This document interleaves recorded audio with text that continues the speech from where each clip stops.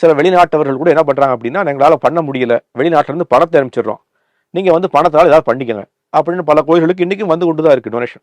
வெளிநாட்டுல இருந்து பணம் அனுப்புறோம், எங்களுக்கு வந்து கோயில் மேல நம்பிக்கை இருக்கு, எங்களால் வர முடியல, வெறும் பணம் சம்பாதிச்சு கொடுக்குறோம். அதுவும் ஒரு வழிமுறை தான்.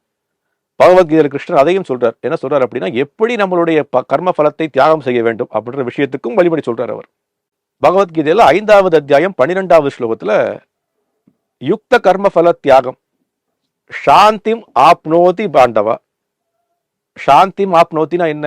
யுக்தம், யுக்த கர்ம பல தியாகம். யுக்தம்னா பகவானுக்கு சார்ந்த விஷயங்களுக்கு நம்மளுடைய கர்ம பலத்தை தியாகம் செய்யணும். யுக்த கர்ம பல தியாகம். யுக்தம்னா என்ன? ஒருவர்த்தன் பகவானுக்கு செய்ய வேண்டிய செயல்களுக்காக நான் சம்பாதித்த காசை கொடுக்கறதுக்கு தயாரா இருக்கான்.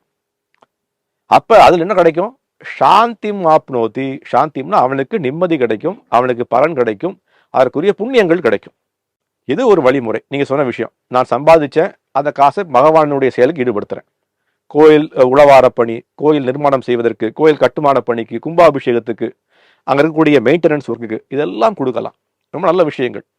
அப்ப அது வந்து என்ன நடக்கும்? சாந்திம் ஆப்னோத்தின்னு பகவத்கீதையில் கிருஷ்ணன் சொல்றார்.